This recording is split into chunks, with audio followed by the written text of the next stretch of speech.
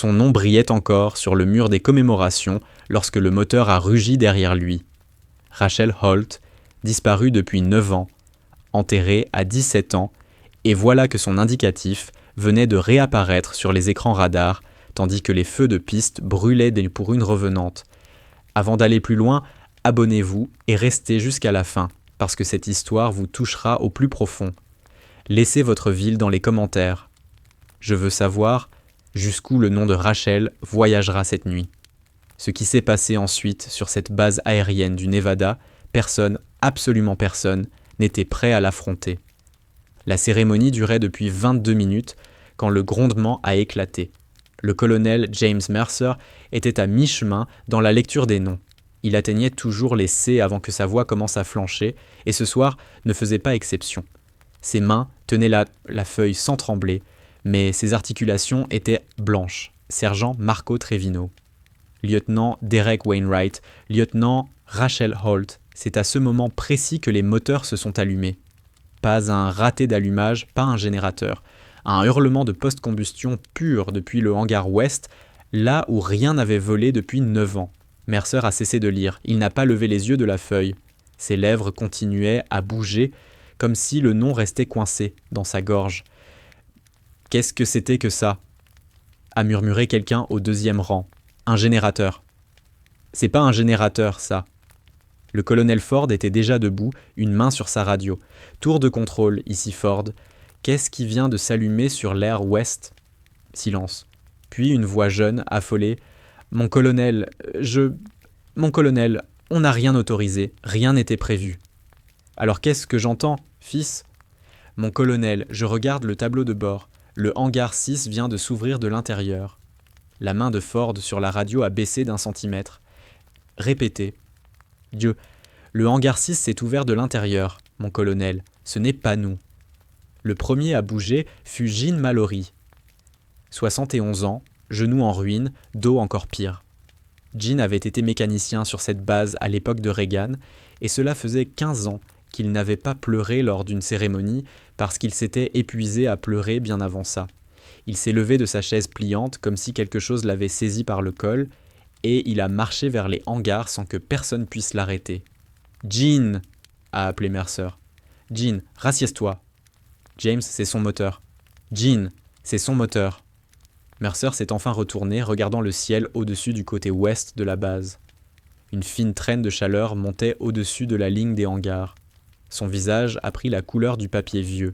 « Non », a-t-il dit, doucement, comme un homme qui se parle à lui-même. « Non, non, non. » La foule commençait à se lever. Des familles venues honorer leurs morts, de jeunes aviateurs qui n'avaient jamais entendu la voix de Rachel Holt, mais en connaissaient l'histoire. Tout le monde se tournait vers l'ouest, vers un son qui n'aurait pas dû exister. Un F-16, scellé depuis 9 ans, numéro de queue 17, surnommé Ghost 17, après sa disparition au-dessus du Pacifique. Cet appareil avait été boulonné, dédié, mis sous cocon, transformé en monument sur roue. Et il bougeait. La radio de la tour à pleine puissance, la voix du colonel Ford claquant comme un fouet. Alerte générale au personnel de sécurité, je veux des hommes armés sur cette piste maintenant. Personne ne décolle dans cet appareil. Mon colonel, nous n'avons aucun pilote en liste. Je sais qu'on n'a aucun pilote en liste, c'est précisément le problème.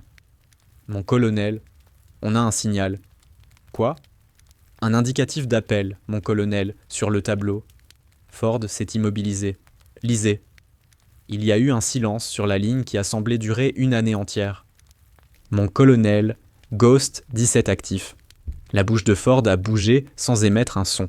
Puis, très lentement, comme s'il cherchait à ne pas laisser tomber les mots, tour de contrôle, cet indicatif a été retiré en 2017. Le pilote est décédé. C'est impossible. Mon colonel, je le vois de mes propres yeux. Quelqu'un a piraté notre tableau. Mon colonel, ce n'est pas seulement le tableau. L'appareil émet. Il envoie son transpondeur, avec son code à elle. Son code ? Oui, mon colonel, son identifiant personnel. Ça, c'est elle. Ford a fermé les yeux. À une quarantaine de mètres derrière lui, Sandra Holt avait commencé à trembler. Sandra n'avait pas voulu venir ce soir-là. Mais elle venait chaque année malgré tout.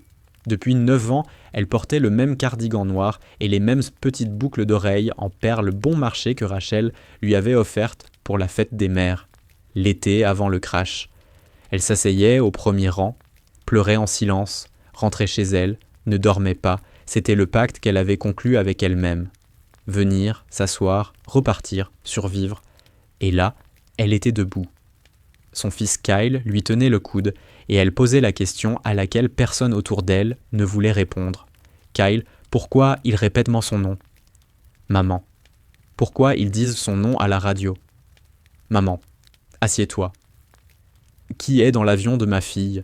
Kyle, 34 ans, un homme ordinairement solide comme le roc, qui avait passé presque une décennie à être le calme de cette famille, n'avait rien. Il se tenait là, la main sous le coude de sa mère, la bouche ouverte et aucun mot qui venait. Jean Mallory les a dépassés au petit trot, ou ce qui s'en approchait le plus. Sa casquette est tombée, il ne s'est pas arrêté. « Jean !» a crié Sandra. « Jean, Jean, qui est-ce » Jean ne s'est pas retourné, il pleurait à visage découvert, sans s'en soucier. « C'est elle, Sandra !» a-t-il lancé par-dessus son épaule. « Dieu nous garde, c'est elle !» À l'intérieur du cockpit, la main gantée de Rachel Holt reposait avec assurance sur le manche. Elle n'avait pas encore dit un mot. Son casque était actif. Elle écoutait chaque voix paniquée dans la tour, chaque ordre aboyé, chaque chuchotement confus, et elle ne répondait à aucun. Elle déroulait de mémoire une checklist de prédécollage vieille de 9 ans sur un appareil qui n'aurait pas dû fonctionner, et la checklist répondait. Chaque interrupteur qu'elle actionnait se confirmait, comme si l'avion l'attendait. Elle murmurait les points en les cochant. Carburant, ok. Hydraulique, ok. Verrière, verrouillée. Sa gorge était sèche. Elle a levé la main pour effleurer la photo fanée collée à l'intérieur du cadre de la verrière. Elle a 15 ans, souriant de toutes ses dents. Son père à côté d'elle. Mort depuis 1 an de plus qu'elle était censée l'être. « Allez, papa », a-t-elle soufflé. Encore une fois. Elle a appuyé sur le bouton d'émission.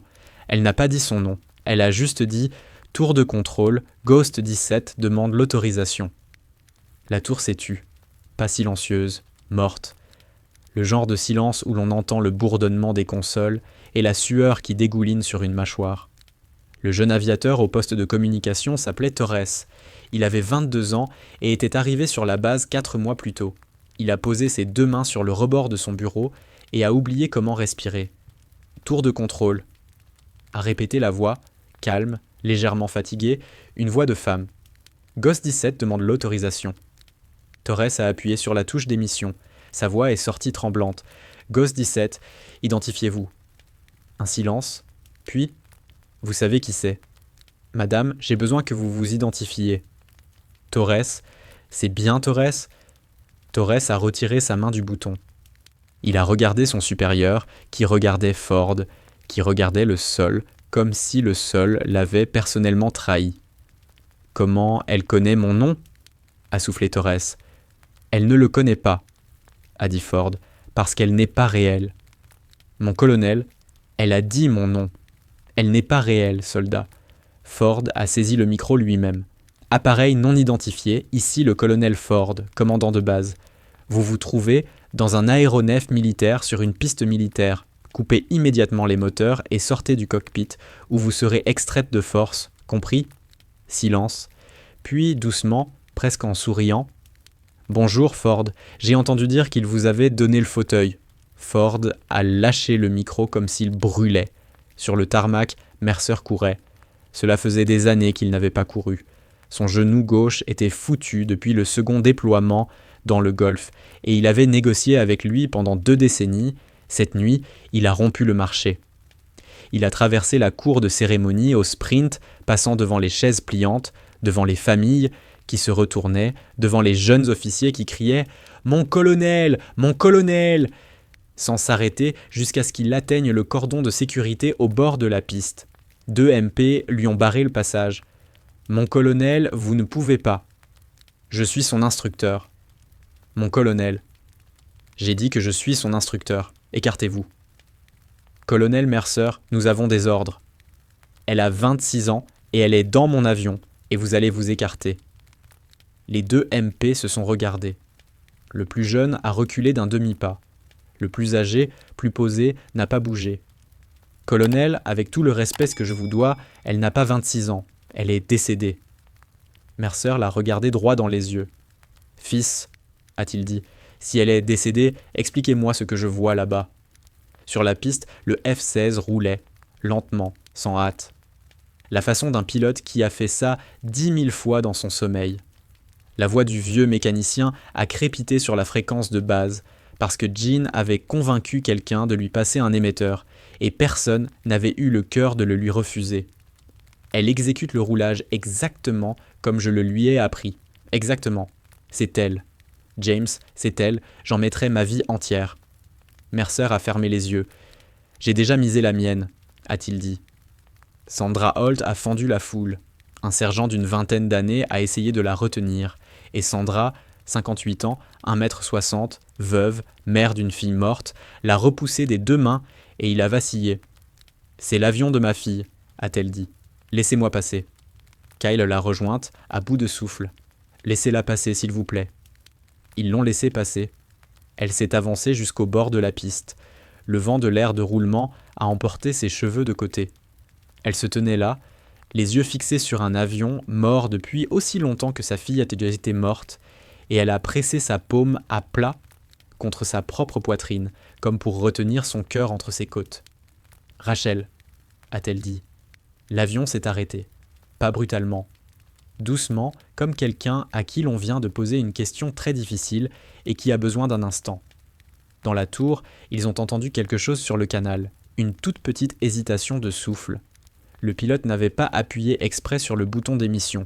Elle avait simplement oublié la ligne ouverte, c'était juste une respiration, un unique souffle retenu qui portait à peine un mot, presque rien.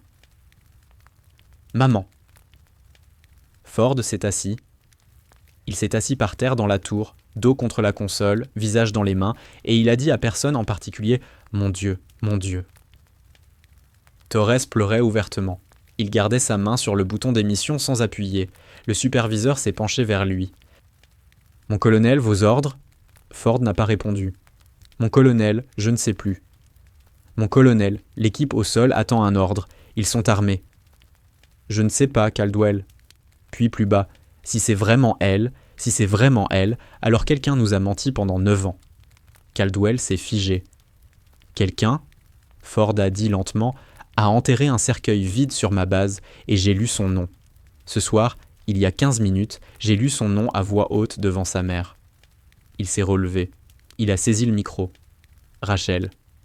Si c'est toi, parle-moi. » Dans le cockpit, Rachel avait les yeux fermés. Elle avait entendu sa mère prononcer son nom et ça l'avait atteinte là où elle croyait s'être blindée. 9 ans. 9 ans à regarder des photos de Noël sur un ordinateur portable, jetable, depuis une planque où elle n'était pas censée se trouver. 9 ans à savoir que sa mère pleurait, sans avoir le droit de décrocher un téléphone. 9 ans à s'entendre répéter « Vous nous êtes plus utile morte, Holt ». Sa mâchoire s'est serrée. Elle a ouvert les yeux. Elle a appuyé sur le bouton d'émission. « Ford, je suis là, gamine. Pardon. N'ayez pas de regrets. Parlez-moi. Pourquoi êtes-vous dans mon avion ? » Parce qu'il n'y avait pas d'autre façon de rentrer. Qu'est-ce que ça veut dire ? Ça veut dire que si j'avais franchi le portail à pied ce soir, votre base aurait été le 2e endroit où il m'aurait tué. Le premier, c'était il y a 9 ans. Ford a inspiré lentement. Il. Vous savez qui c'est ? Rachel. Vous l'avez toujours su, Ford. Vous avez dit à Mercer une fois que quelque chose ne collait pas dans mon accident. Et il me l'a répété des années plus tard, après qu'ils l'ont convoqué. Ford a appuyé son front contre le micro. Rachel, je t'en supplie. Coupe le moteur, sors de l'appareil. On va démêler tout ça ensemble. Il y a des gens ici qui veulent voir ton visage. Silence. Puis, je ne peux pas encore sortir. Pourquoi ? Parce que si je sors avant d'avoir dit ce que j'ai à dire sur ce canal, ils vont l'étouffer. Ils vont me tuer une 2e fois, et cette fois, ils feront en sorte que ça tienne. Que veux-tu dire ? Tout. Mercer était sur la piste maintenant. Il avait dépassé les MP. Il se tenait à 15 mètres du nez du F-16, mains levées, paumes ouvertes, parce que chaque instinct de son corps lui disait d'approcher comme on approche un cheval affolé. Elle ne pouvait pas l'entendre depuis le cockpit, mais elle pouvait le voir. Et à travers le plexiglas, malgré le reflet, le colonel James Mercer a aperçu un visage qu'il n'avait plus vu depuis les 17 ans de cet enfant. Et ce visage le regardait droit dans les yeux. Il a dit un seul mot. Il l'a articulé en silence parce qu'il n'avait plus de souffle pour autre chose. Gamine. Elle a posé sa main gantée à plat contre le plexiglas. À 15 mètres de là, il a levé la sienne en miroir. Et Jean Mallory, 71 ans, s'est effondré sur les genoux sur le tarmac, le visage enfoui dans ses paumes, sanglotant comme un homme qui avait retenu son souffle pendant 9 ans et à qui on venait enfin de permettre de le relâcher. La voix de Ford est revenue sur le canal, plus douce à présent. « Rachel ? Oui ? Avant que tu dises ce que tu as à dire, il y a quelque chose que tu dois comprendre. » « D'accord. Ta mère est sur la piste. » Long silence. « Je sais. Elle t'a entendu. Je sais. Elle est venue chaque année, gamine. Chaque année sans exception. » La voix de Rachel n'a pas flanché, mais quelque chose en dessous s'est brisé. « Ford, ne faites pas ça. » « Chaque année, Rachel. » J'ai dit « Ne faites pas ça. » Chaque année, elle s'asseyait au premier rang et m'écoutait lire ton nom. Silence profond sur la ligne. Puis Rachel Holt, 26 ans, la fille qu'on avait enterrée à 17 ans, qui avait passé presque une décennie à être une arme dans des mains étrangères, a parlé dans le microphone d'une voix qui n'était plus ferme du tout. « Je ne raconte pas une histoire, Ford. »« Alors qu'est-ce que tu fais ?»« Je rends celle qu'ils ont volée. » Elle a pas, j'ai coupé le micro. La verrière ne s'est pas ouverte. Les moteurs n'ont pas cessé. L'avion restait là, sur l'aire de roulement, son nez pointé vers l'est, en direction de la piste. Et à l'intérieur, une femme censée être morte regardait sa mère et son mentor à travers 15 mètres de béton et 9 ans de deuil. Et quelque part, dans un bâtiment à 5000 km de là, sur une ligne sécurisée dont personne sur cette base n'avait connaissance, un téléphone s'est mis à sonner. Un homme en costume sombre a décroché. Il a écouté 4 secondes. Puis, il a dit très calmement « Trouvez-moi qui l'a laissé voler ».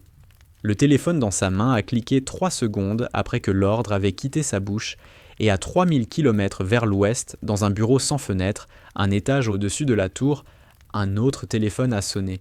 Celui qui l'a décroché portait l'uniforme de colonel. Ce n'était pas Ford, c'était le commandant adjoint Ronald Briggs, 49 ans, agent de liaison du renseignement. Le genre d'officier qu'on ne croisait jamais aux cérémonies parce qu'il était toujours en communication ailleurs. Il avait été dans son bureau toute la soirée. Il n'était pas descendu pour la cérémonie. Il n'avait lu aucun nom. Il a regardé le numéro sur l'écran et il a fermé les yeux pendant 1 seconde entière, puis il a décroché. « Allô ?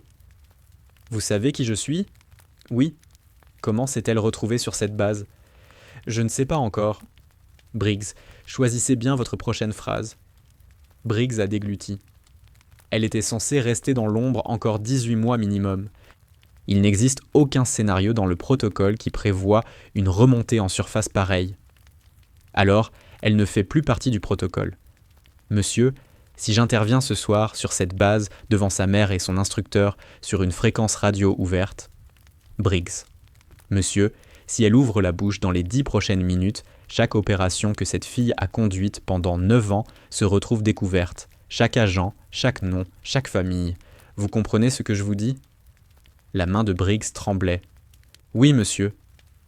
Alors vous faites ce que vous avez à faire. La ligne est morte. Briggs est resté 10 secondes avec le téléphone contre l'oreille. Puis il s'est levé, s'est approché du coffre-fort derrière son bureau et a commencé à composer la combinaison. Sur le tarmac, Mercer gardait la main levée vers le plexiglas et Rachel gardait son gant à plat contre la verrière et aucun des deux ne bougeait. Les moteurs tournaient au ralenti. Ce bruit était descendu d'un hurlement à un grondement bas et patient, comme si quelque chose de vivant respirait à l'intérieur de cet avion en attendant qu'on lui dise s'il allait vivre ou mourir. Sandra était toujours au bord de la piste. Kyle avait passé un bras autour de ses épaules et il ne le lâchait pas. Maman. Maman, on ne sait pas encore ce que c'est. C'est elle. Maman. Ne me dis pas que ce n'est pas elle. Je l'ai portée 9 mois. Je connais sa façon de respirer. Kyle a essayé. Il était ambulancier à Las Vegas. Il passait sa vie à dire des choses calmes et raisonnables à des familles dont le cœur refusait de les accepter. Il n'avait aucune défense face au visage de sa propre mère en ce moment. « D'accord, a-t-il dit. D'accord, c'est elle. Merci. Maman, si c'est elle, je sais. Maman, si c'est elle, alors quelqu'un a menti. Je sais, Kyle. » En haut dans la tour, Ford avait le micro en main et s'efforçait de ne pas laisser transparaître dans sa voix ce qu'il ressentait. « Rachel, tu es toujours là ? » ?»« Toujours. »« Tu as dit que tu voulais rendre l'histoire. » »« Oui. »« Alors raconte. Vite, parce que je te dis en ami, en quelqu'un qui t'achetait un gâteau pour ton anniversaire. Tu n'as pas beaucoup de temps. »« Je sais. »« Alors parle, gamine. » Il y a eu une inspiration sur le canal, puis elle a commencé. Il y a 9 ans, j'avais 17 ans. J'étais la plus jeune pilote jamais qualifiée sur cet appareil et j'ai effectué une sortie d'entraînement depuis cette base le 11 août. Vous vous en souvenez, Ford ? Je m'en souviens. Je devais être chez moi à 19h. Ma mère faisait des lasagnes. Sandra a porté la main à sa bouche. Je ne suis jamais rentré. Nous le savons, Rachel. Non, vous ne savez pas. C'est tout le problème. Vous croyez savoir. Vous avez enterré un cercueil. Vous avez lu des éloges funèbres. Mon instructeur, sa voix a trébuché à peine. Mon instructeur s'est reproché pendant une décennie d'avoir signé un vol solo pour une fille de 17 ans. Jean Mallory a arrêté de dormir. Mon frère a abandonné ses études de médecine pendant 2 ans. Vous croyez savoir. Jean était toujours agenouillé sur le tarmac.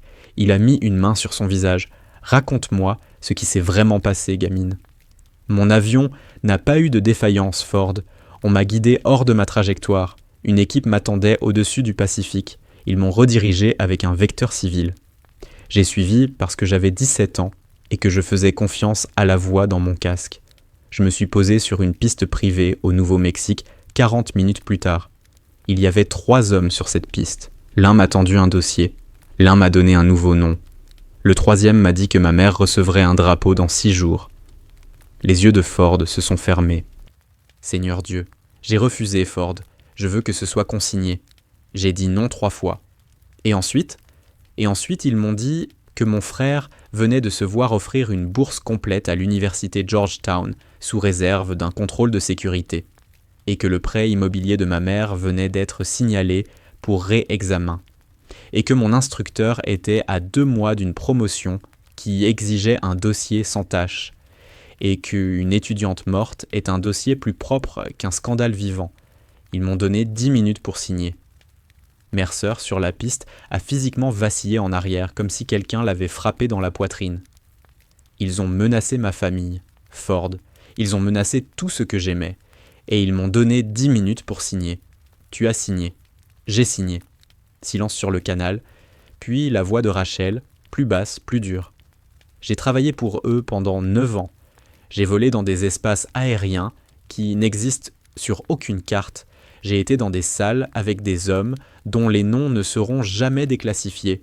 J'ai éliminé des cibles dont les morts ont été rapportés, comme des crises cardiaques, des accidents de voiture, de la malchance. J'ai été très très doué dans ce travail. Rachel, il y a 8 jours, on m'a ordonné de tuer un homme que je n'avais aucune raison de tuer. Quelque chose de froid a traversé la tour. Qui ? Un journaliste. Citoyen américain, 41 ans, 2 enfants. Il était sur le point de publier un article sur le programme qui m'a recruté, le programme qui m'a prise, et mon contact m'a dit de faire passer ça pour un cambriolage. Rachel, ne dis plus rien sur une fréquence ouverte. Ford, la raison pour laquelle je suis sur une fréquence ouverte, c'est précisément pour qu'on ne puisse pas effacer ce que je dis. Le superviseur Caldwell a saisi le bras de Ford. Mon colonel, on a un problème. Pas maintenant, Caldwell. Mon colonel, le réseau électrique du hangar 6 vient de s'activer. Quelqu'un redirige depuis le côté est. Qui ? Je n'arrive pas à... Mon colonel, l'ordre de dérogation vient du bureau de Washington. Le bureau de Briggs. Oui, mon colonel. Briggs n'est pas sur la base ce soir. Mon colonel, Briggs est sur la base. Il n'est jamais parti. Ford l'a regardé fixement. Faites-moi voir ce bureau immédiatement. Sur le tarmac, Mercer ne savait rien de tout ça. Il était toujours à 15 mètres du nez de l'avion, les jambes tremblantes, et il parlait à voix haute même si Rachel ne pouvait pas l'entendre. « Gamine, gamine, écoute-moi. » Jean avait rampé jusqu'à lui. Il rampait pour de vrai. Ses genoux ne coopéraient n'y plus. « James, qu'est-ce qu'on fait ?»« Je ne sais pas, Jean. Elle va dire quelque chose dont elle ne pourra pas revenir. » « Elle l'a déjà dit. » James. « Jean, elle l'a déjà dit. » De l'autre côté du cordon, de nouvelles semelles sont apparues sur la piste. 4 paires. Armées, rapides, et ce n'était pas la sécurité de la base, c'était autre chose. Le jeune MP, qui avait cédé le passage à Mercer, s'est retourné en les voyant approcher, et son visage s'est transformé. « Mon colonel, ce ne sont pas les nôtres. » Mercer s'est retourné. Les 4 hommes qui avançaient portaient des uniformes de base, mais leurs insignes ne correspondaient à rien, et leur formation n'était enseignée dans aucune unité de sécurité de ce continent. Mercer avait 31 ans de service derrière lui. Il savait reconnaître une équipe d'intervention. « Jean, a-t-il dit, je les vois. Jean, emmène Sandra hors de la piste. James, tout de suite, Jean. » En haut dans le cockpit, Rachel continuait à parler. « J'ai des noms, Ford, des dates, des numéros de transfert. J'ai 3 clés USB enterrées dans des endroits que vous ne trouverez jamais sans moi. Et si je sors de ce cockpit sans promesse enregistrée sur cette ligne, chacune de ces clés brûle. » Quelle promesse, Rachel ? 3. Nommez-les. Ma mère ne sera pas touchée. Accordé. Mon frère ne sera pas touché. Accordé.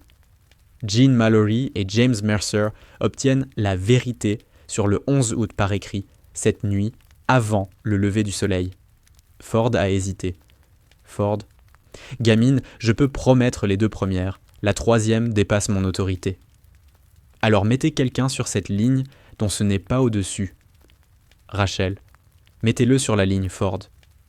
Ford a regardé Caldwell. Caldwell le regardait avec le visage de quelqu'un qui vient de réaliser que le bâtiment brûle. Mon colonel, le bureau de Briggs vient d'ouvrir les communications sur notre fréquence. Quoi ? Briggs se connecte. Il va lui parler. Bloquez-le. Mon colonel, il a l'accès prioritaire. Bloquez-le, Caldwell.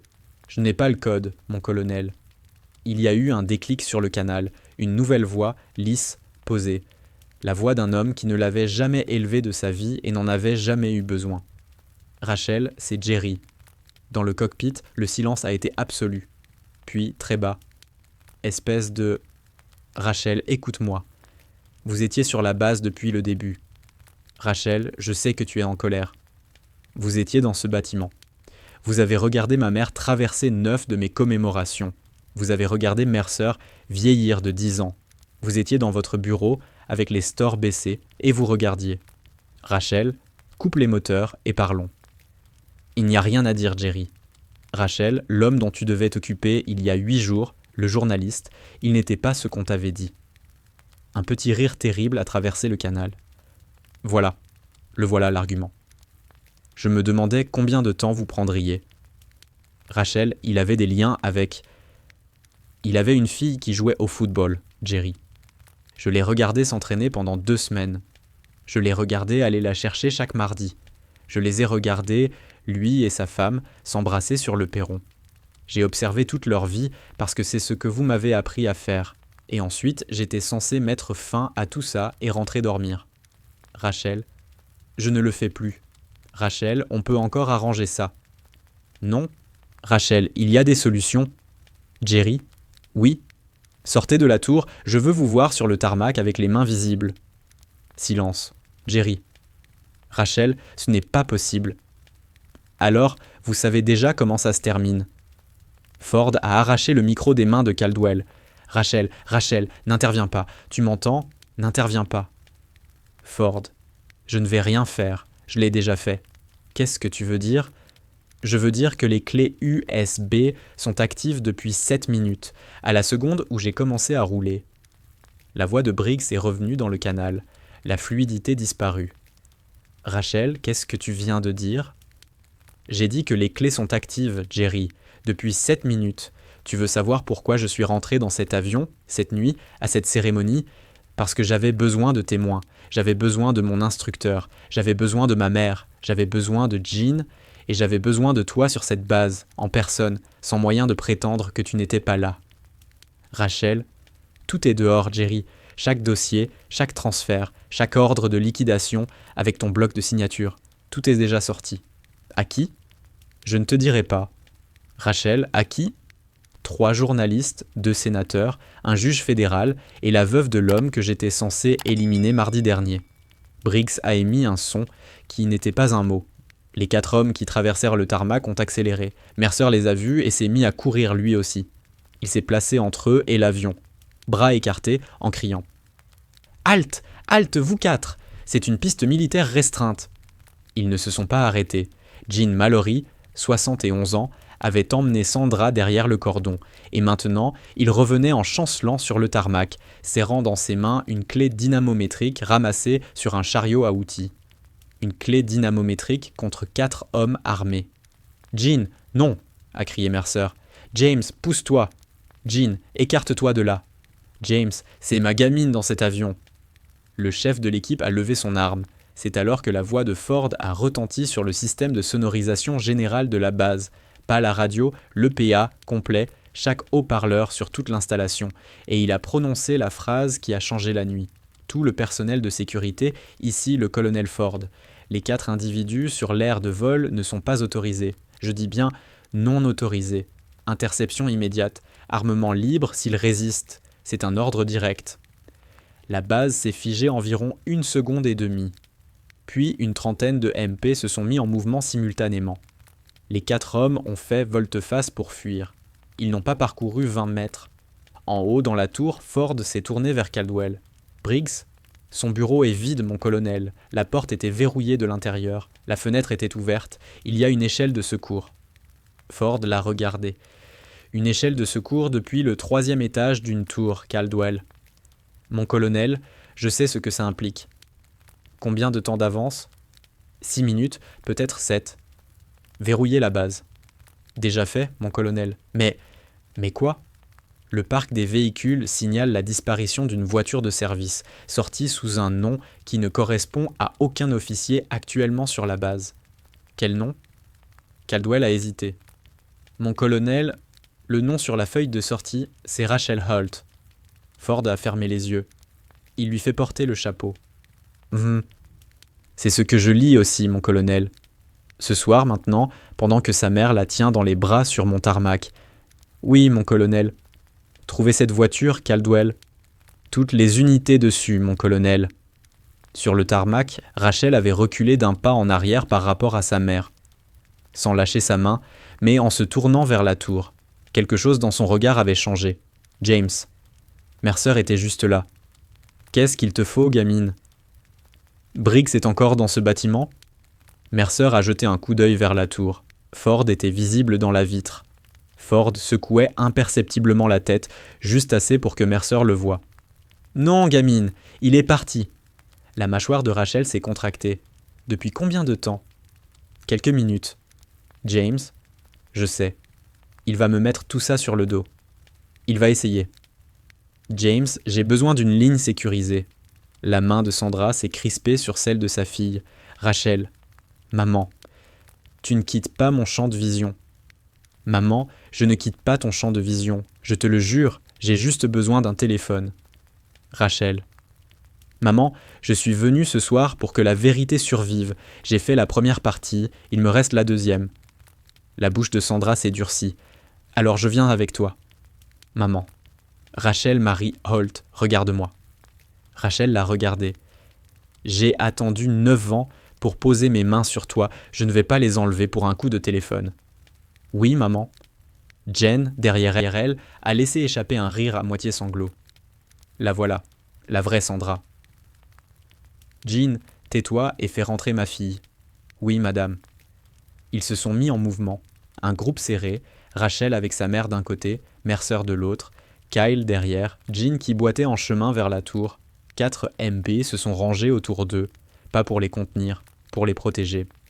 Le jeune MP, celui qui avait cédé le passage à Mercer en premier, marchait devant maintenant, une main sur son holster, les yeux balayant chaque toiture. À mi-parcours, Rachel lui a dit sans le regarder « Tu es nouveau. »« Madame. » Tu es nouveau sur cette base. 14 mois, madame.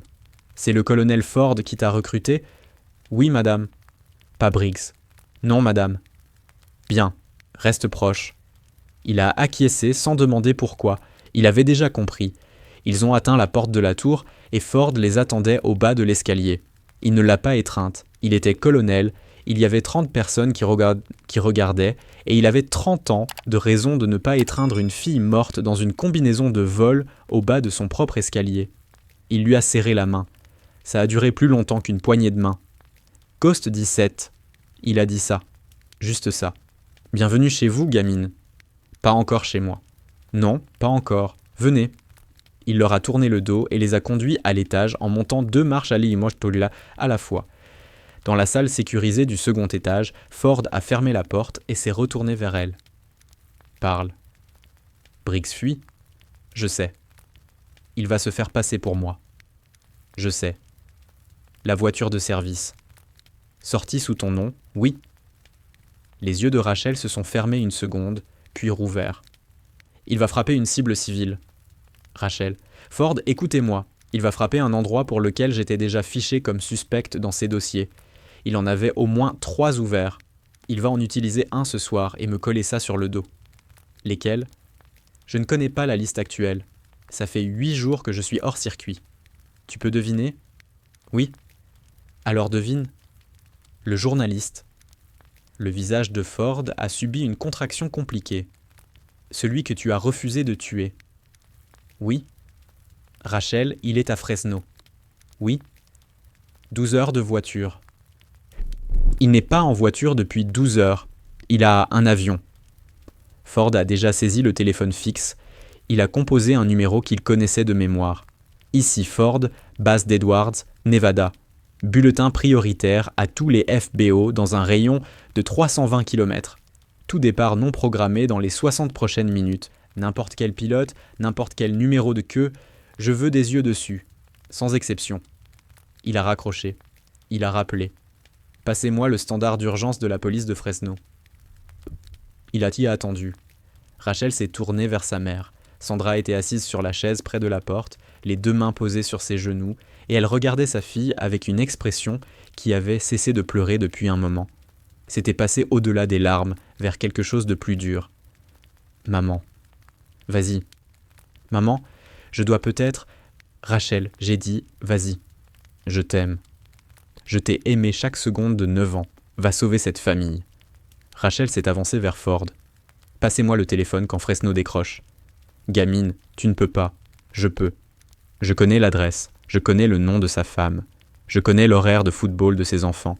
Si vous voulez une voiture de patrouille devant cette maison dans 7 minutes, c'est moi qui passe cet appel. Ford lui a tendu le téléphone. Fresno a décroché. Police de Fresno, urgence. Mon nom est Rachel Holt. Je suis un agent fédéral en communication depuis la base aérienne d'Edwards, Nevada. Je suis sur une ligne militaire enregistrée. Je demande l'envoi immédiat d'une protection au 1914 Sycamore Ridge Drive, Fresno. Le résident s'appelle David Moreno. Sa femme s'appelle Claire. Ils ont 2 enfants. Il y a une menace crédible sur ce domicile dans les 40 à 90 prochaines minutes. Je demande un dispositif de protection complet. Un temps de stupeur. Madame, j'aurais besoin... Officier, je suis en ligne avec le colonel Daniel Ford, commandant de la base d'Edwards, Nevada. Il peut confirmer. Envoyez d'abord, vérifiez après. Un silence. Unité en route. Merci. Officier, une dernière chose. La famille ne doit ouvrir à personne. Ni voisin, ni livreur, ni officier de l'armée de l'air. À personne. Uniquement à vos uniformes. Bien reçu, madame. Elle a raccroché. Ford la regardait. Gamine. Je sais. Tu viens de donner ton vrai nom sur une ligne civile d'urgence. Je sais. Tu viens de le mettre sur bande. Je sais, Ford. Tu n'es plus niable. Je n'étais plus niable depuis 15 minutes, et je ne veux plus l'être. Je veux que chaque personne dans ce pays qui me croyait morte sache que Rachel Holt est vivante et qu'elle se lève. Ford l'a regardé un long moment, puis il a dit très doucement « Ton père serait fier de toi ». Les yeux de Rachel ont brillé. « Ne faites pas ça, Ford. » Je le dis quand même. Ne faites pas ça. Je le dis quand même. Derrière eux, Sandra s'essuyait le visage sans bruit. Kyle était entré, avec Jean. Personne ne parlait. La porte a claqué. Caldwell. Mon colonel, on l'a. Briggs. Briggs, oui. Piste privée à 30 km à l'est, signalée par un agent d'un FBO qui dit qu'un colonel qu'il n'avait jamais vu essayait de monter à bord d'un Cessna sans plan de vol déposé. Le shérif local est arrivé le premier. Il est en garde à vue. Ford a expiré. Vivant. Vivant, mon colonel. Bien. Mon colonel, autre chose, il avait un téléphone sur lui, jetable, un seul numéro dans le journal des appels. On a remonté la piste. Le numéro passe par un central privé. Il est enregistré à une société sur Pennsylvania Avenue, à Washington. La société est une coquille. La coquille appartient à une autre coquille. Et le propriétaire final, c'est un homme nommé Howard Crane. Rachel s'est figée. Redites ce nom. Caldwell l'a regardé. Howard Crane, madame. Caldwell. Madame? Howard Crane est membre de la commission sénatoriale des armées. Oui, madame. Howard Crane rédige les projets de loi sur la surveillance des programmes de renseignement. Oui, madame. Howard Crane. Elle s'est arrêtée. Sa main est montée vers sa bouche. Ford a fait un pas en avant. Gamine. C'est la voix. Quoi? Sur la ligne sécurisée, pendant 9 ans, chaque mission, chaque cible, c'est la voix. La pièce s'est tue. Caldwell a regardé Ford. Ford a regardé Rachel. Mercer, dans l'embrasure de la porte, s'est assis sur une chaise sans l'avoir voulu.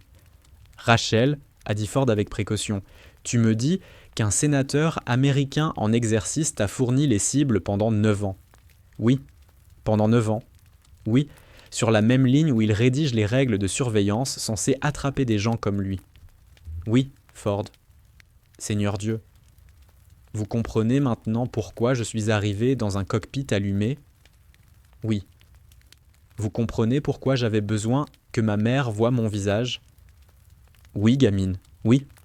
Sandra, depuis sa chaise, a dit tranquillement « Rachel ». Rachel s'est retournée. « Maman. » Cet homme, celui du téléphone. « Oui, maman. » Il connaissait ton nom? « Oui, maman. » Il savait quel âge tu avais quand il t'a donné le premier ordre? « Oui, maman. » Rachel.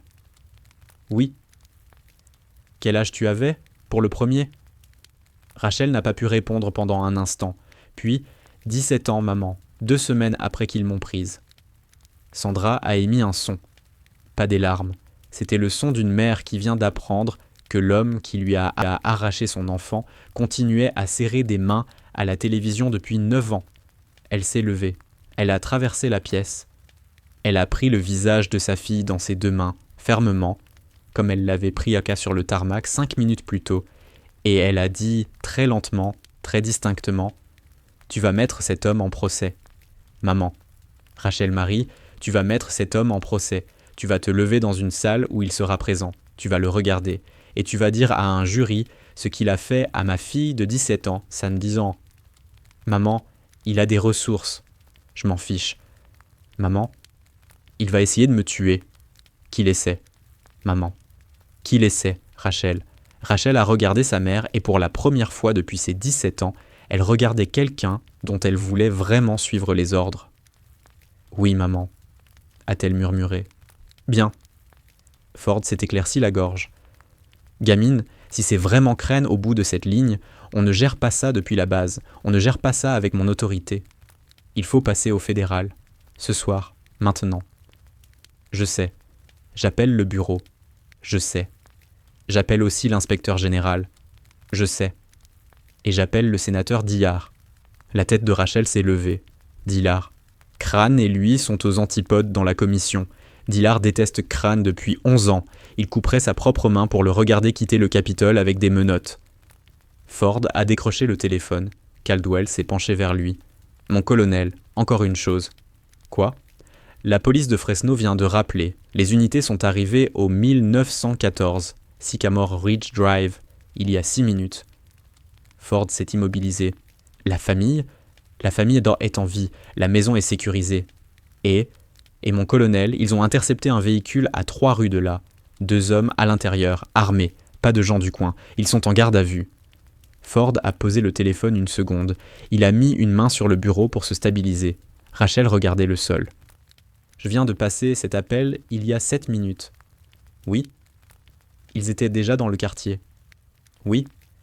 Ford, l'opération était déjà en cours avant que j'ouvre la bouche. Oui. Le plan ce soir, c'était me mettre dans le cockpit, me laisser parler et utiliser ma confession comme couverture pendant qu'ils exécutaient la mission de toute façon. Gamine. Ils allaient tuer la famille de cet homme pendant que je faisais mes aveux et me coller ça sur le dos. Oui, c'est ce qu'ils avaient en prévu. Ford, il serait mort avant minuit. Sa femme, ses enfants, tout ça à cause de moi. Non, à cause d'eux. Elle a secoué la tête. C'est la même chose, Ford. Ce n'est pas la même chose, Rachel. Ford, ça fait 9 ans que je me répète cette distinction. Et ce soir, je suis arrivé sur cette base et j'ai failli faire tuer 4 personnes à Fresno. Je n'en peux plus de me répéter cette distinction. Sandra a posé une main sur le bras de sa fille. Rachel, maman, tu ne les as pas tués, tu les as sauvés. Tu entends ce que je te dis ? Maman, tu as sauvé cette famille avec un coup de téléphone, bébé. C'est ce qu'une personne fait. C'est ce que ma fille a fait. Rachel a inspiré, expiré. Elle a hoché la tête. Ford a repris le combiné. Il a composé un numéro. Il a attendu. Il a parlé. Sénateur Dillard, ici le colonel Daniel Ford, base aérienne d'Edwards, Nevada. Je vous appelle pour une question de sécurité nationale. Il a regardé l'horloge. Il est 22h47, heure des montagnes. J'ai un témoin dans mon bureau, un pilote de 26 ans. Elle opère sous un faux certificat de décès depuis 9 ans, sur ordre direct d'un membre de votre commission. Elle est prête à témoigner, elle a des preuves, et il y a un ordre d'élimination actif sur elle, dont je crois que la source est dans le même bureau. Un silence. Ford a fermé les yeux. Oui, sénateur ? Rachel Holt ? Un autre silence. Plus long. La mâchoire de Ford a travaillé. Puis, merci, sénateur, elle sera dans un avion d'ici 3 heures du matin. Il a raccroché. Il s'est retourné vers elle. Il envoie une équipe, des agents fédéraux armés, ici avant l'aube. Tu décolleras pour Washington au lever du soleil. Tu témoignes en session à huis clos d'ici midi. Ford. Oui. Vous lui faites confiance ? Je le connais depuis 31 ans. Il était mon ailier en 94. Il a pleuré aux funérailles de ma femme. D'accord. Gamine, il a dit autre chose. Je pense que tu dois l'entendre. Quoi ? Il a dit « Dites à cette jeune femme que son pays lui doit une dette qu'il ne pourra jamais rembourser et qu'on commence à la rembourser cette nuit. » La bouche de Rachel a bougé sans produire de son. Sandra a passé un bras autour de la taille de sa fille. « Dis merci, Rachel. »« Merci, sénateur. » Ford les a tous regardés. Son bureau, Jean dans l'embrasure avec la clé dynamométrique toujours dans la main parce qu'il avait oublié qu'il la tenait. Kyle derrière sa mère. Mercer effondré sur une chaise, une main sur la bouche. Un jeune MP, dont il ne connaissait pas encore le nom, montant la garde. Et au milieu de tout ça, une femme de 26 ans en combinaison de vol sale qui avait été morte pendant 9 ans et qui s'apprêtait à faire tomber un sénateur américain. Ford a pris une longue inspiration. Bien, tenons-la jusqu'à l'aube. La tenir jusqu'à l'aube s'est avéré être les 5 heures les plus difficiles de la carrière du colonel Ford. La première heure est passée vite parce que personne ne s'est arrêté de bouger. Ford a fait escorter Rachel vers l'infirmerie sécurisée de la base. Non pas parce qu'elle avait besoin d'un médecin, mais parce que c'était la seule pièce au mur renforcé qui ne soit pas la tour. 2 MP à la porte.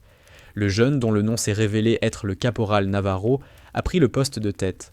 Sandra et Kyle ont refusé de partir. Mercer s'est posté à l'extérieur de la porte. Jean Mallory s'est assis sur une chaise pliante dans le couloir et a annoncé qu'il ne bougeait pas avant le lever du soleil. Et Ford ne l'a pas contredit. La deuxième heure a été plus calme, et le calme était pire. Rachel était assise sur le bord de la table d'examen. Sa mère s'était installée à côté d'elle. Pendant longtemps, aucune d'elles n'avait dit quoi que ce soit. Rachel portait un sweatshirt de la base, de taille trop grand. Ses cheveux étaient encore aplatis par le casque. « Maman. »« Oui, bébé. Je ne sais pas quoi te dire. Tu n'as pas à dire quoi que ce soit ce soir. J'ai l'impression que je devrais. » Rachel, écoute-moi. Tu as le reste de nos vies pour parler. La gorge de Rachel s'est serrée. Kyle. Quoi? Tu es ambulancier. Ouais. J'ai lu l'annonce de ta remise de diplôme sur un ordinateur jetable, dans une pièce sans fenêtre. J'ai pleuré. Kyle s'est assis sur la table d'examen de son autre côté. Arrête. Je suis désolé. Arrête. Je suis désolé d'avoir raté ta remise de diplôme, l'opération de maman, la pose de la stèle pour papa. Rachel, je te jure que si tu t'excuses encore une fois, je vais te prendre dans mes bras, et je suis nul pour les câlins. Un rire mouillé lui a échappé. D'accord. D'accord.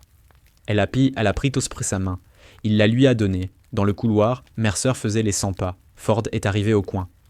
James, colonel, arrête de marcher en rond. Je n'y arrive pas.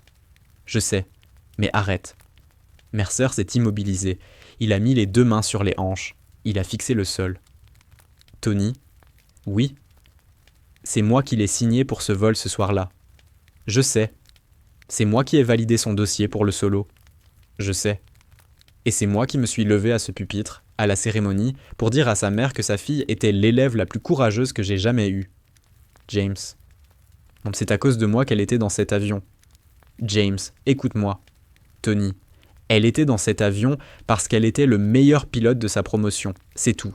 C'est la seule histoire qui te concerne. Le reste, c'est l'œuvre de Briggs, de Crane et de tous ceux qui attendent dans ce bâtiment à Washington. Tu ne l'as pas mise dans ce cockpit. Ils l'en ont arraché. Mercer a hoché la tête. Sa voix ne tenait pas encore. Dans l'infirmerie, Rachel a levé la tête. Maman. Oui, bébé. Je dois te dire quelque chose. D'accord. Je dois que tu l'entendes avant tout le monde. Sandra a attendu. Rachel a avalé sa salive. Au cours des 9 dernières années, on m'a ordonné d'éliminer 11 personnes. J'en ai refusé 2. Les 9 autres, je les ai exécutées. Sandra n'a pas bronché. J'ai tué 9 personnes, maman. D'accord. On m'a dit qu'ils représentaient des menaces. Certains l'étaient peut-être. Je ne sais pas combien. Je ne sais pas combien de familles j'ai. Rachel. Maman, j'ai besoin que tu entendes ça. Je t'entends. Est-ce que tu veux encore que je me lève dans cette salle demain? Sandra a regardé sa fille pendant un long moment. Oui. Maman. Rachel, j'ai été mère pendant 34 ans. J'ai eu 2 enfants. Je vous ai aimés tous les 2 avant de vous avoir mis au monde, et je vous aimerai encore après ma mort. Je ne sais pas ce qu'ils t'ont forcé à faire. Je n'ai pas besoin de le savoir encore. Mais ce que je sais, c'est ce que tu as fait ce soir. Tu es rentré. Tu es rentré pour dire la vérité devant ta mère. Et demain, tu vas la dire devant ceux qui peuvent t'agir dessus. C'est ça, ma fille. C'est ça que j'ai élevé. Tu m'entends? Oui, maman. Rachel. Oui. Si demain matin, tu me dis que tu ne peux pas monter dans cet avion, je me mettrai entre toi et cet avion. Mais d'ici là, tu montes dedans. Oui, maman. Kyle, doucement. Maman? Quoi? Je t'aime. Je t'aime aussi, bébé. La 3e heure a apporté un coup à la porte. Ford. Rachel? Oui? On a un problème. Tous les regards dans la pièce ont convergé. Les médias s'en emparent. Rachel a fixé le colonel. Comment? Quelqu'un sur la base a filmé l'avion. Je sais. C'est déjà sorti. Une chaîne locale de Las Vegas. Ils n'ont pas encore ton nom, mais ils ont des images d'un avion qui roule sur une base censée être fermée aux opérations à cette heure-ci. Dans l'heure, ça passe au niveau national. Et à la seconde où ça passe au national, chaque œil à Washington se braque dessus, y compris ceux de Crane. Il va s'activer contre moi ce soir. Il va essayer encore. Ford. Oui? Sortez ma mère de cette base. Sandra. Rachel. Maman. Tu ne m'éloignes pas de toi. Maman, s'il ne peut pas m'atteindre, il s'en prendra à vous. Il sait où vous habitez. Il l'a su pendant 9 ans. Ford s'est éclairci la gorge. Rachel, j'ai déjà pris des dispositions il y a 20 minutes. Quoi? Il y a une équipe du bureau devant la maison de ta mère à Reno et devant l'appartement de ton frère à Las Vegas depuis un quart d'heure.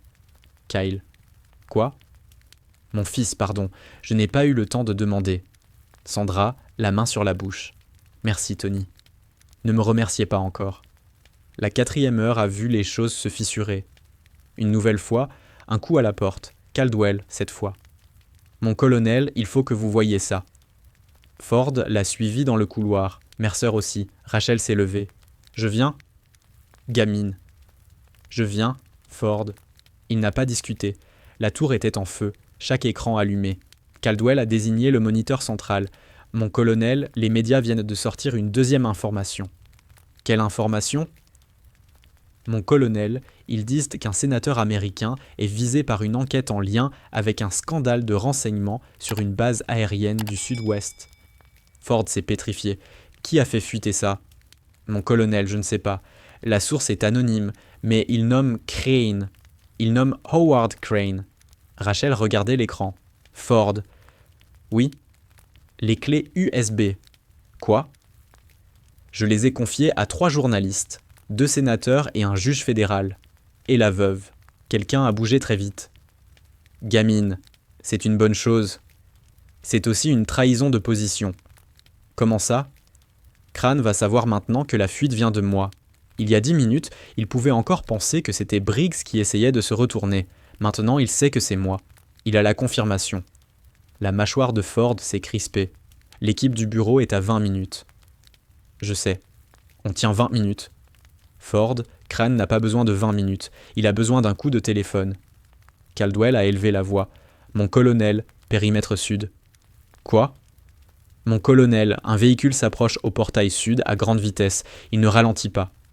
Militaire ou civil ? SUV noir, mon colonel. Pas de plaque visible. Pas d'autorisation. Il force l'entrée ? Il force le portail, mon colonel. Ford a empoigné le micro. Tout le personnel, véhicule hostile en approche au portail sud. Verrouillage immédiat de la base, réponse armée au portail sud. Civil, regagner le bâtiment renforcé le plus proche, ce n'est pas un exercice. Les sirènes ont démarré à travers toute la base. Rachel s'est retournée vers Ford.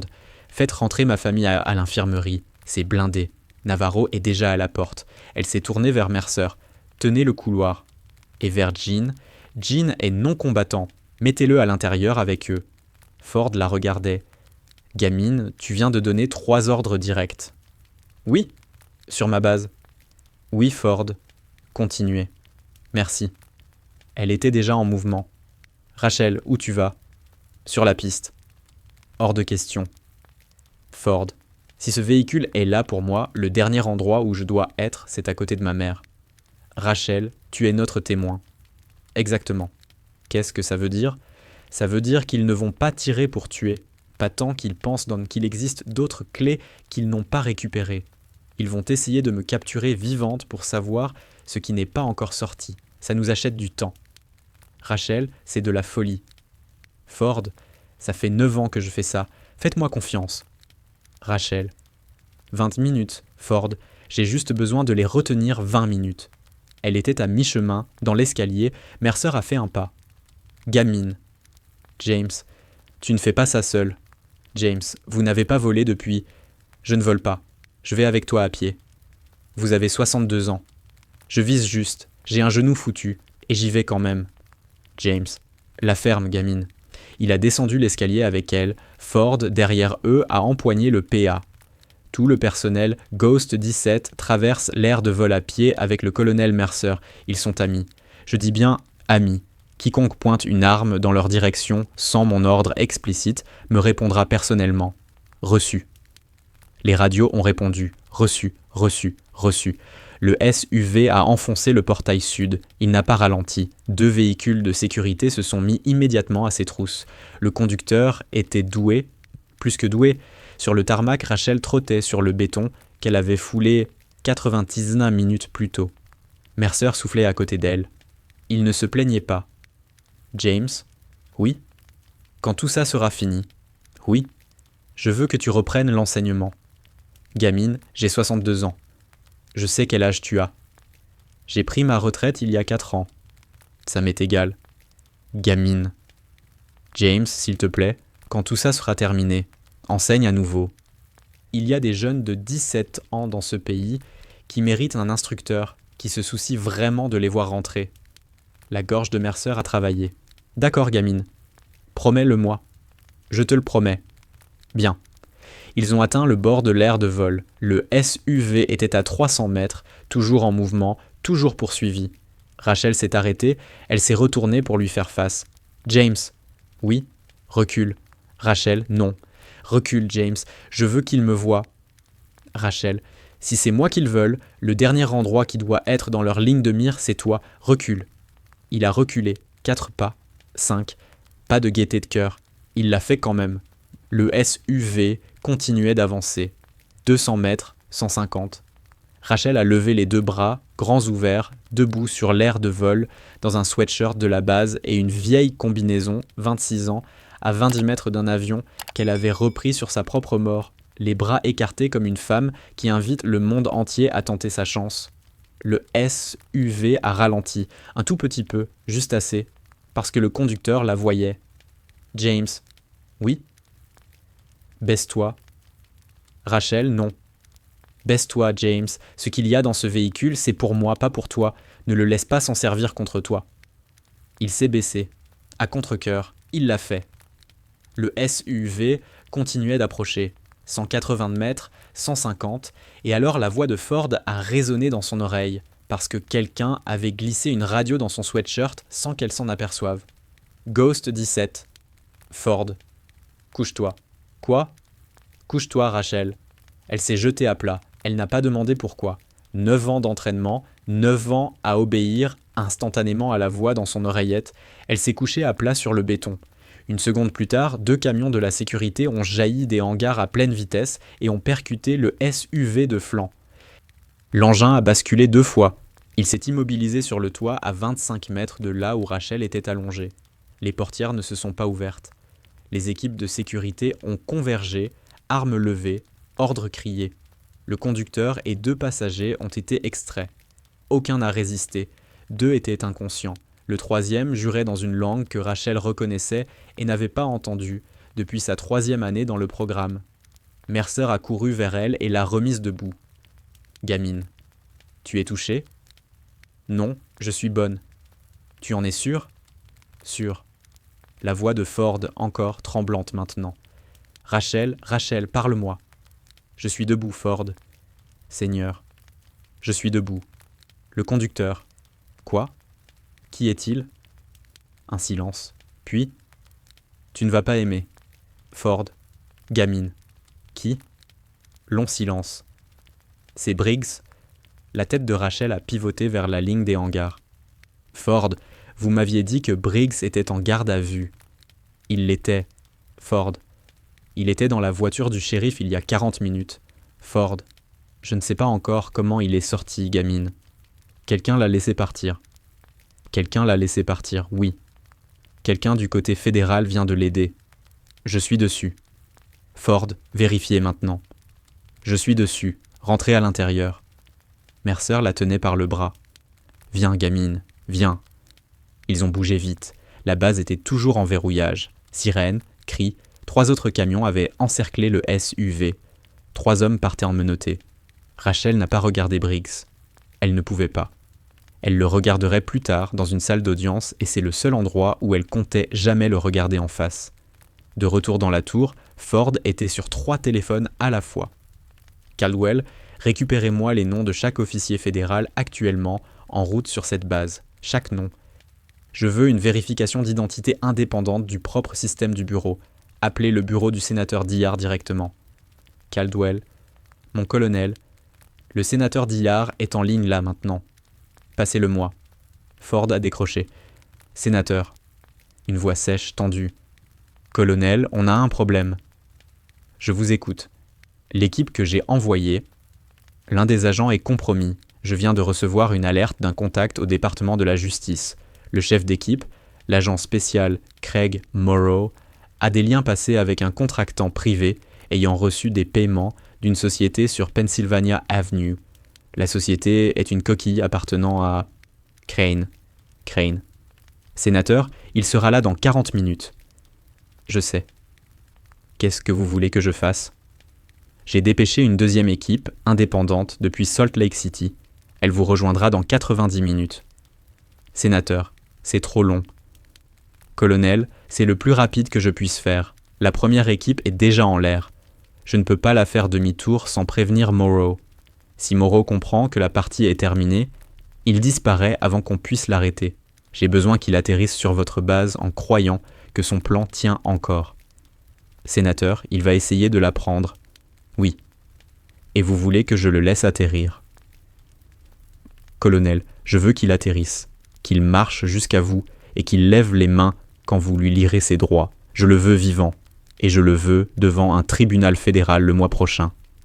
Ford regardait par la vitre de la tour vers le tarmac en contrebas où Rachel et Mercer revenaient sur le béton. Sénateur. Oui. Elle a 26 ans. Je sais. Ça fait 9 ans qu'elle fuit des hommes comme Morrow. Je sais, Tony. S'il lui arrive quoi que ce soit entre maintenant et l'aube, il ne lui arrivera rien, Tony, je vous le jure sur ma vie. Ford a raccroché. Caldwell le regardait. Mon colonel, qu'a-t-il dit ? Il a dit que la première équipe est compromise. Mon colonel, que fait-on ? Ford a regardé l'horloge. 4h moins 13. Il a regardé par la fenêtre. L'horizon était encore noir. Il a pris le PA. Tout le personnel ici, Ford. L'incident au portail sud est maîtrisé. Je veux le périmètre resurveillé, tous les portails fermés, et aucun aéronef, ami ou non, autorisé à atterrir sur cette base sans mon autorisation directe. Une équipe de réponse fédérale est en route. À leur arrivée, ils sont dirigés uniquement vers le bâtiment de commandement. Personne n'approche Ghost 17 sans mon accord personnel. C'est un absolu. Reçu. Les radios ont répondu. Caldwell s'est penché vers lui. Mon colonel, vous êtes sur le point d'ordonner à une équipe fédérale de rester à l'écart de leurs propres témoins. Oui. Sur la foi d'un sénateur. Sur bien plus que ça. Mon colonel, c'est loin d'être anodin. Caldwell, cette fille a 26 ans. Elle a traversé le tarmac les bras écartés il y a 90 secondes parce qu'elle pensait que ça achèterait 20 minutes à sa mère. Je ne vais pas la confier à quiconque dont je ne peux pas vérifier le nom moi-même. Oui, mon colonel. Allez vérifier la deuxième équipe, Salt Lake City. Appelez le chef de cabinet de Dillard directement. Assurez-vous que ça vient vraiment de lui. Tout de suite, mon colonel. Dans l'infirmerie, Rachel est entrée. Sandra s'est levée. Bébé ? Ça va. Tes genoux ? J'ai plongé. Rachel, tu saignes. Kyle était déjà en mouvement. Il a décroché une trousse du mur. Assieds-toi. Kyle, ça va. J'ai dit assieds-toi, Rachel, je suis ambulancier. Assis. Elle s'est assise. Il a commencé à nettoyer ses genoux. Jean, dans le coin, s'est éclairci la gorge. Pilote. Jean. J'ai vu ce que tu as fait là dehors. Jean. Sur la radio, j'ai entendu Ford dire « couche-toi ». Je t'ai entendu te coucher. Jean. Tu as bien fait, gamine. Jean, tais-toi. J'essaie de ne pas pleurer. Vas-y, pleure. Personne ici ne t'en voudra. Elle a mis le visage dans ses mains. Kyle continuait à soigner ses genoux. Sandra a posé une main sur l'épaule de sa fille et l'a maintenue là. Au bout d'un moment, Mercer, depuis l'embrasure, a dit doucement « Ford dit que la première équipe fédérale est compromise. » La tête de Sandra s'est levée. Qu'est-ce que ça veut dire ?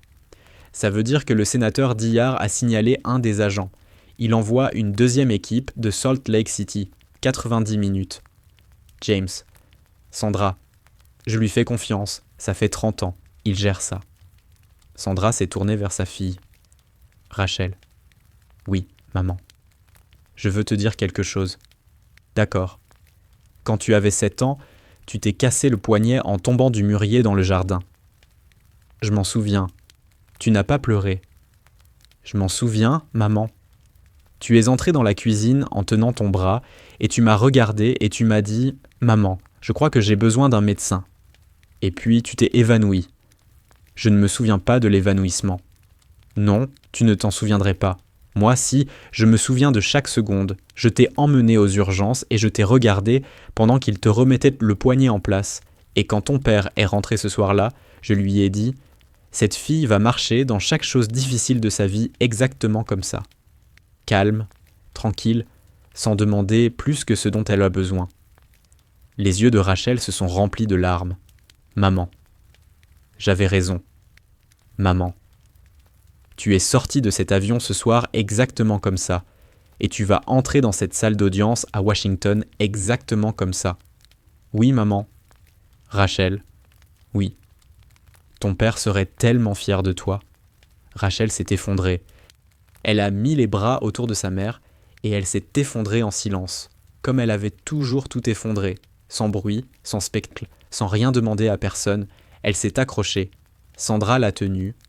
Et à l'extérieur, sur le bord de l'aire de vol, les premiers feux d'un avion du bureau sont apparus dans le ciel de l'Est. 1 heure avant l'heure prévue. Un atterrissage que le colonel Ford n'avait pas autorisé. Caldwell, dans la tour, était aussi blanc que le papier. Mon colonel, c'est Morrow. Je le vois. Il atterrit quand même. Je le vois, Caldwell. Mon colonel, vos ordres. Ford a regardé l'horloge. 4h11 du matin. La deuxième équipe de Salt Lake City était à 86 minutes. Il a décroché le micro. Toute la sécurité de base, toutes les armes, périmètre complet sur l'air et... Cet appareil ne débarque pas un seul passager sans ma présence physique sur le tarmac. Je l'accueillerai moi-même. Personne ne s'approche de la position de Ghost 17 sans ma voix. La mienne. Pas une radio, pas un relais. Ma voix dans la pièce. Reçu. Les radios ont répondu. Reçu, reçu. Ford s'est levé. Il a sorti son arme de service du tiroir. Il ne la portait plus depuis 6 ans. Il l'a mise dans l'étui, s'est retourné vers Caldwell. Si je ne suis pas revenu quand Salt Lake City atterrit, vous la mettez dans cet avion et vous ne laissez personne vous arrêter. Mon colonel. Dites-le. Je ne laisserai personne m'arrêter, mon colonel. Bien. Et Ford a marché hors de la tour. Il a traversé l'air est avec l'arme sur la hanche et un calme froid dans la poitrine qu'il n'avait plus ressenti depuis le golfe. L'avion du bureau était déjà posé quand il est arrivé. 4 agents qui descendèrent l'escalier, costumes, oreillettes, chaussures ciliénaires cirées. L'homme en tête avait la cinquantaine finissante, cheveux grisonnants aux tempes, rasés de près, souriant. Colonel Ford, agent spécial Morrow. Morrow. Nous sommes là pour le témoin. On ne fait pas ça ici. Pardon ? On fait ça dans mon bâtiment de commandement, sous mes caméras, avec mon conseiller juridique présent. Vous aurez votre entretien avec elle là-bas. Ensuite, si tout est en ordre, vous l'emmenez par ma piste à 6h du matin. Le sourire de Morrow est resté en place. Colonel, avec tout le respect que je vous dois, nous avons la juridiction fédérale. En effet, nous sommes autorisés à prendre le témoin en charge immédiatement. En effet. Ford a pris un ton égal. Alors Morrow, avec tout le respect que je vous dois en retour, j'ai un témoin de 26 ans dans un bâtiment renforcé. J'ai eu un véhicule hostile forcer mon portail sud cette nuit. J'ai eu un commandant adjoint arrêté, relâché, puis réarrêté à ce même portail. Je ne remets pas cette jeune femme à qui que ce soit, fédéral, militaire ou autre, sur une aire de vol dans le noir. Le sourire de Morrow s'est un peu crispé. Colonel, c'est de l'obstruction. Agent Morrow, c'est ma base. Les 3 autres agents derrière Morrow s'étaient légèrement déployés. Pas un geste agressif, un geste de positionnement. Ford l'a noté. Tout le personnel de la base sur l'air l'avait noté également, et chacun d'eux avait son arme en position portée. Ford a élevé la voix, pas fort. Niveau.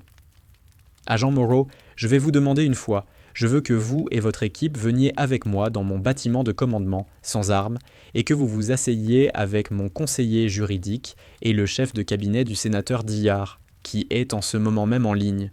Si vous faites ça, votre témoin est à Washington avant l'aube, et personne n'a de problème. Si vous ne le faites pas, je vous place en détention préventive, le temps de vérification d'identité, et je le fais sur un tarmac devant une 30aine de mes hommes. À vous de choisir. Morrow l'a regardé, puis il a regardé les MP. Puis il a regardé le ciel derrière Ford, comme s'il calculait le temps qu'il restait avant le lever du soleil. Et il a dit très doucement « Colonel, il y a quelque chose que vous devriez savoir. » Je vous écoute.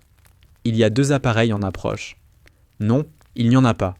Si, colonel, le mien en était un. Le deuxième vient de Salt Lake City.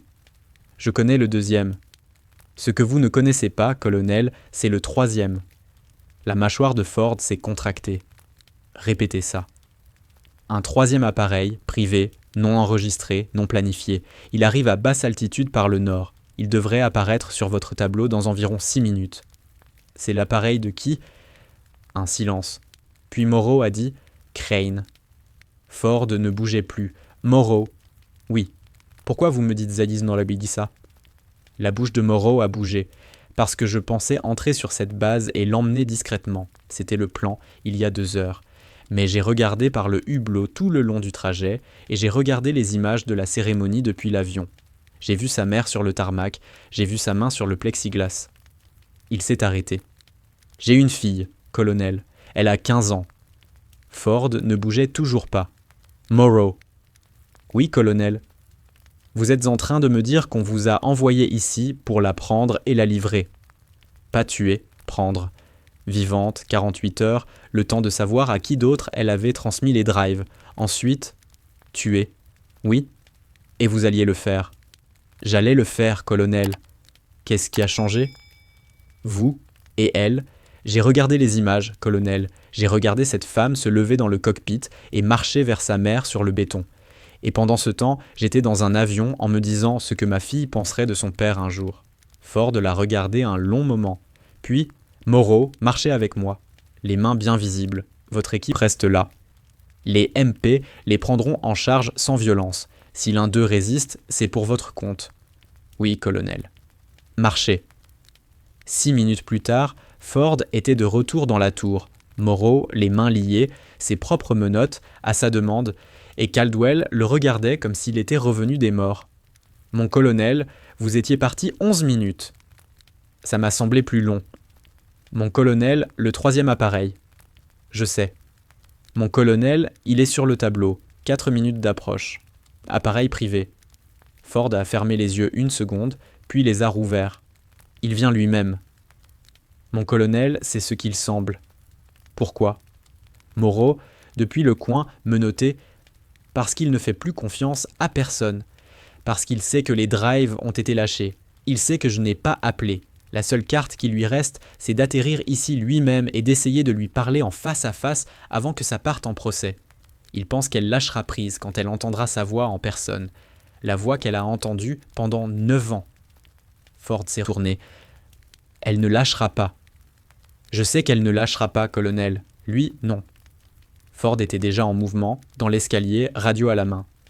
Tout le personnel, 3e aéronef en approche, privé, numéro de queue à suivre, escorte vers l'air est, enceinte de 3 côtés par des véhicules au sol. Aucun passager ne débarque avant ma présence physique. À l'infirmerie, Sandra avait entendu les sirènes changer de tonalité. Elle s'est levée. Il se passe quelque chose. Mercer, depuis l'embrasure. 3e appareil. De qui ? De Crane, madame. Le visage de Sandra a fait quelque chose que Rachel n'avait jamais vu sur le visage de sa mère. Il est là. Oui, madame. Sur cette base ? Oui, madame. Rachel. Rachel s'est levée de la table d'examen. Maman. Je veux le voir. Maman, non. Je veux voir son visage. Maman, tu ne peux pas être dans la même pièce que lui. Ça compromettrait tout. Rachel, il m'a pris mon enfant. Maman, je t'en supplie, écoute-moi. Rachel a tenu les 2 mains de sa mère. Tu le verras, je te le promets, dans une salle d'audience, dans 3 semaines, dans 6 semaines, dans 3 mois. Quand ils auront constitué le jury, tu seras au premier rang et tu le regarderas chaque jour de ce procès, mais pas ce soir, pas sur cette base, pas maintenant. La bouche de Sandra s'est durcie, puis elle a hoché la tête une fois. Alors regarde-le pour moi. Maman. Ava Marie, Rachel Marie, regarde-le pour nous deux, parce que l'une de nous doit le regarder ce soir. Rachel a dégluti. Oui, maman. À l'extérieur, le 3e appareil a atterri. Ford était sur le tarmac avant que l'escalier s'abaisse. Crane est descendu seul, 63 ans, costume gris, sans manteau, mains dans les poches. Il a vu les MP. Il a vu Ford. Il n'a pas eu l'air surpris. Colonel. Sénateur. Je voudrais lui parler. Non. C'est dans votre intérêt, colonel. Sénateur. Vous vous trouvez sur une base de l'armée de l'air américaine sans autorisation d'atterrissage. Vous êtes sous enquête. Il y a des agents fédéraux qui arrivent derrière vous pour vous arrêter. Vous pouvez rester sur mon tarmac en attendant leur arrivée, ou vous pouvez vous asseoir dans mon bâtiment de commandement en les attendant. Vous ne lui parlez pas. Colonel, sénateur, soyons clairs, tout ce que vous dites sur ce tarmac est enregistré. Tout ce que vous dites dans le bâtiment est enregistré. Il n'y a plus de hors-champ avec moi. Vous avez perdu cette option au moment où vous avez envoyé une équipe la tuer ce soir. » Crane s'est tu. Puis, « Colonel, je voudrais faire une déclaration. Vous avez le droit de garder le silence. » »« Je ne veux pas garder le silence, colonel. » Ford l'a regardé. « Allez-y. » »« Je veux qu'elle l'entende. »« Non. Elle n'est pas là. Vous pouvez parler, mes hommes l'enregistrent, et elle pourra l'écouter plus tard. » Crane a fermé les yeux. « Très bien. » Il a regardé au loin, par-dessus Ford, par-dessus les MP, au-delà de son avion, qui avait conduit 9 ans de mission, sans que ses empreintes apparaissent sur aucune d'elles. Je veux qu'elle sache que je croyais protéger ce pays. Chaque ordre, chaque mission, chaque nom, je veux qu'elle sache que j'ai cru faire ce qui était juste. Ford n'a rien dit. Je veux qu'elle sache que je n'ai jamais oublié son âge. La mâchoire de Ford a bougé. Sénateur. Oui.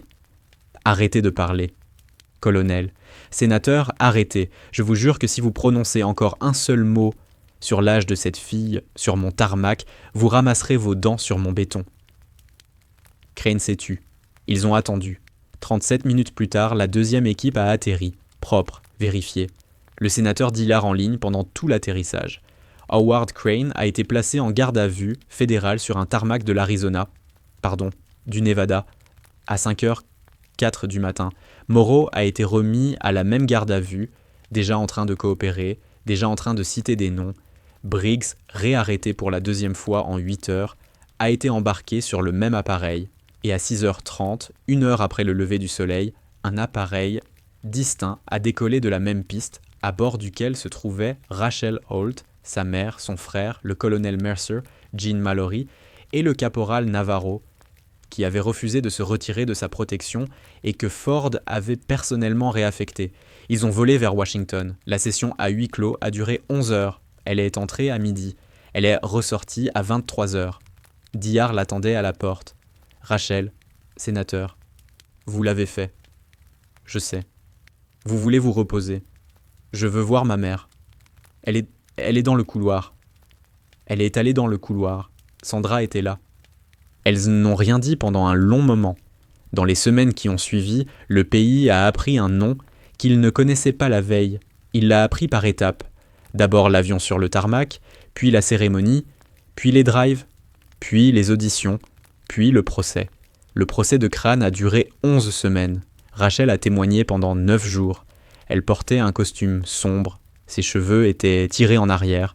Elle n'a pas pleuré à la barre. Elle n'a pas pleuré sous le contre-interrogatoire.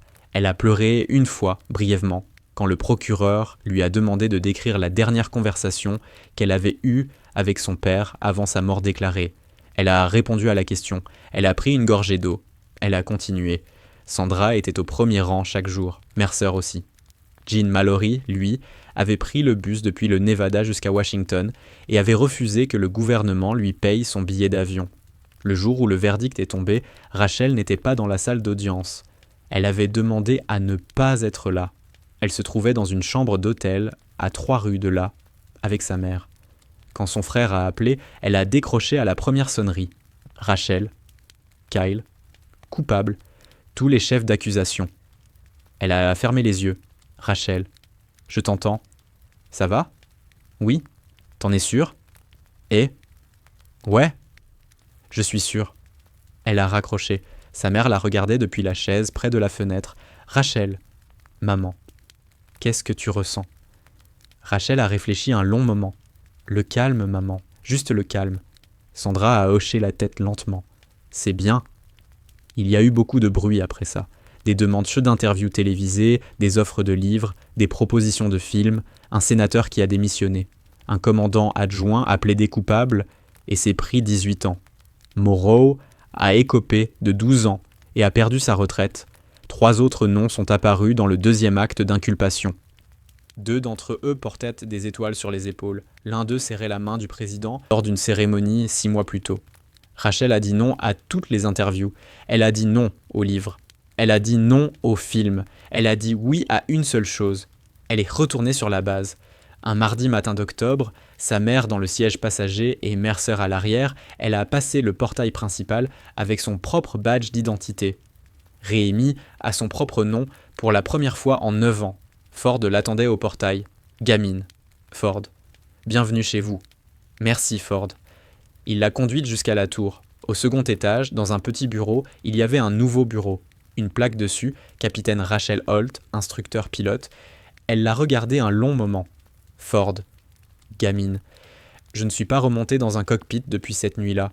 Je sais. Je ne sais pas si je peux. Gamine, personne ne te demande de voler demain, ni dans un mois, ni dans un an. Ce bureau est là pour quand tu seras prête. D'ici là, tu fais cours au sol. Tu apprends aux jeunes à réfléchir, à poser des questions, à dire non quand la voix dans leur casque leur demande de faire quelque chose qui leur semble faux. Ford. Oui. Il y a des 17 ans dans ce programme. Je sais. Je ne veux pas qu'un seul d'entre eux finisse comme moi. Gamine, c'est exactement pour ça que j'ai besoin de toi dans ce bureau. Elle s'est assise. Elle a posé les 2 mains à plat sur la surface du bureau. Elle a respiré. D'accord, a-t-elle dit. D'accord, Ford. Mercer était dans l'embrasure. Gamine. James.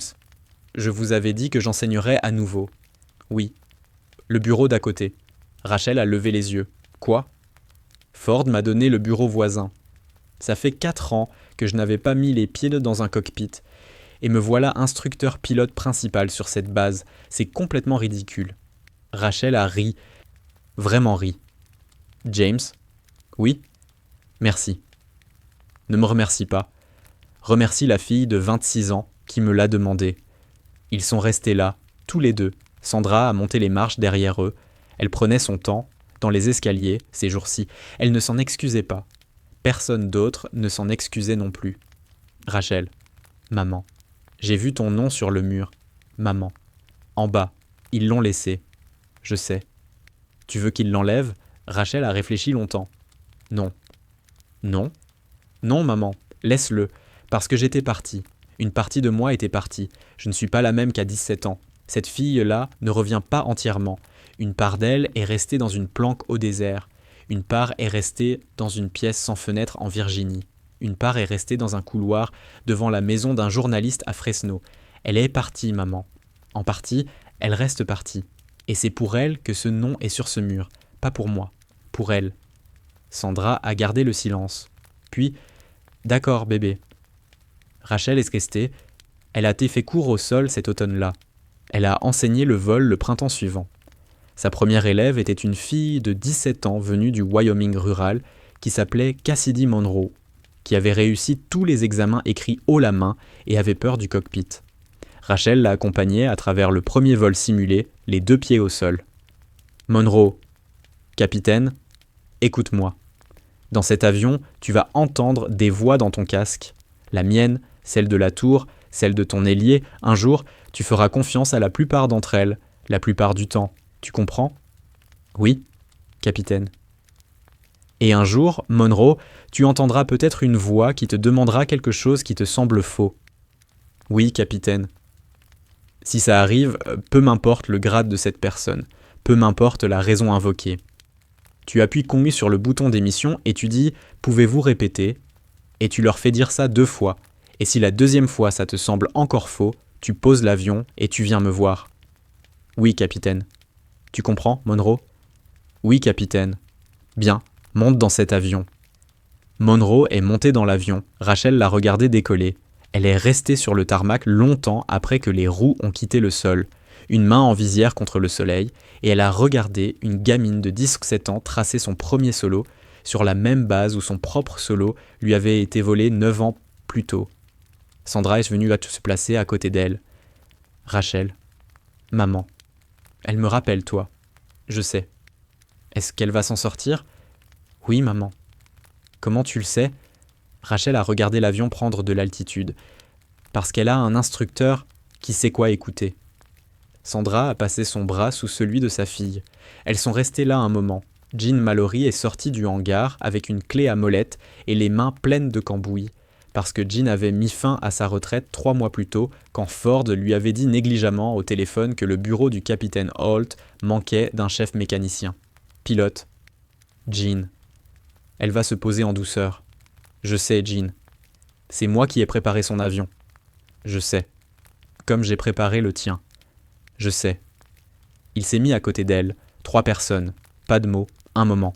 Une gamine dans un avion quelque part là-haut. Dans la tour, Ford regardait depuis la fenêtre. Il lui restait 6 mois avant sa retraite. Il avait déjà dit à Mercer qu'il n'allait nulle part. Il avait un capitaine dans sa tour dont il avait lu le nom comme celui d'une morte pendant 9 ans, et il allait passer ses 6 derniers mois de commandement à la regarder construire quelque chose de neuf dans le même bâtiment où on avait essayé d'effacer jusqu'à son souvenir. Ce soir-là, Rachel est rentrée chez elle. Chez elle, maintenant, c'était une petite maison à 10 minutes de la base. Sa mère emménageait fin du mois. Kyle passait les week-ends. Jean venait dîner le dimanche et se plaignait du café. Elle s'est assise sur la terrasse de derrière. Elle a levé les yeux vers le ciel.